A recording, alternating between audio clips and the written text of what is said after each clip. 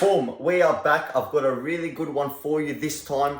The best stocks to buy December 2020. All the companies we're going to speak about are high risk. So if you want a list of index funds and blue chip companies, then this is not the video for you. But if you're after the high risk, high reward, 40,500,000 all in. Raise all in. then you've clicked the right video. What is happening, investors? Dean here. I am not a financial advisor. I'm just someone who enjoys researching stocks, and I hope you're all doing well. December 2020 this year is finally coming to an end, and if you're like me, you haven't had the best year. But hopefully some of these stocks will turn that around by giving us some serious gains. These are high risk plays, but we all know the saying, high risk, high reward. Without wasting any more time, let's get straight into the list. By the way, the companies are not in any particular order. The first company I will consider one of the best stocks for December 2020 is, of course, Workhorse, ticker symbol WKHF. Our beloved Workhorse stock has had a roller coaster of a year, from yearly lows of $1.32 a share to highs of $30.99.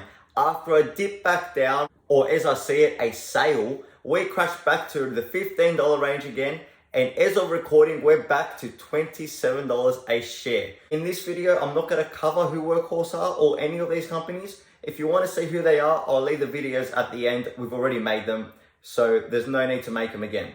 Now, USPS contract. The $8 billion contract from the USPS is supposed to be awarded by the end of the year, and December is about as close to the end of the year as you can get. Winning a large part or even all of this contract will be huge for the stock. Break previous all-time highs, and I am confident in that. I don't think the USPS will wait till the very end of the year to announce this contract, because they want to start wrapping up for the year, taking a break, getting ready for 2021, which makes me assume that this contract could very well be announced as early as this week, but no one knows for sure. And if anyone besides the USPS tells you that they know when the contract will be announced, they are lying. And I'm not here to lie to you, I'm here to tell you what I find. Now, the risk on this play right now is big, because we're already sitting at $27 a share, and you need to realize winning this contract is already priced into the stock's price.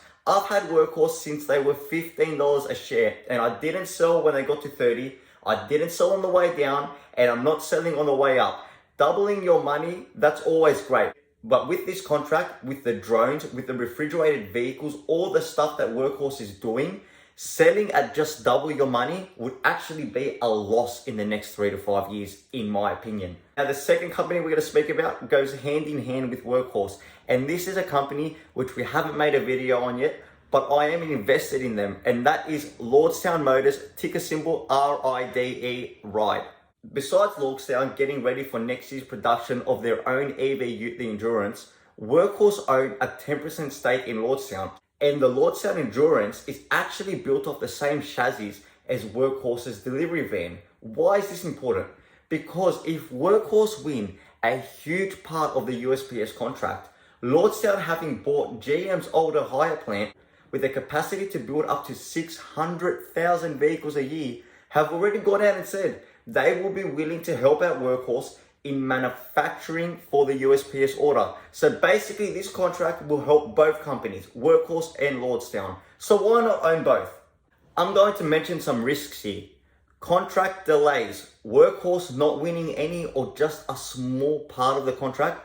Workhorse winning the contract, but for whatever reason, not being able to deliver. These would cause the stock to suffer tremendously. I don't think these will happen, but they can happen. I think Lordstown Motors will be not as heavily affected on the downside, but they also won't be as heavily affected on the upside with this contract. So just keep that in mind. The third company on this list is one we truly love on this channel, and that is ChargePoint. If you want to invest in EV charging, then why not invest in the industry leader, ChargePoint. ChargePoint own 73% of the EV charging market in the US. They have made moves like partnerships with Apple to be incorporated on Apple Play. Recently, they have partnered with Volkswagen. That's new news, which we haven't covered yet on this channel, so get ready for a video on ChargePoint very soon.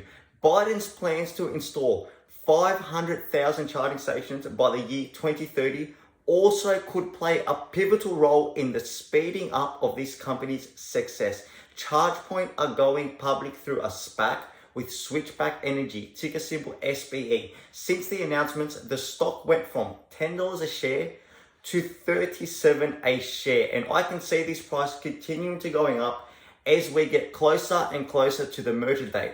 But also, as more and more news comes out about this company, it will continue to push the price of the stock up. And news comes out of this company what seems to be every day. The fourth company on this list is the riskiest and offers the most short-term upside potential, and that is smashing the like button and subscribing for my channel. That will offer you huge gains and will really help everyone out.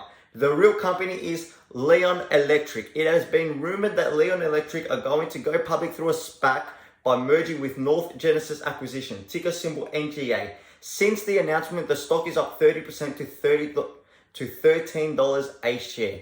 If you've missed out on all the other SPACs because you're too late into it, then Lion Electric is your chance to experience those huge gains. News comes out about them daily. Amazon have ordered their trucks, and they also have orders for their refuse trucks.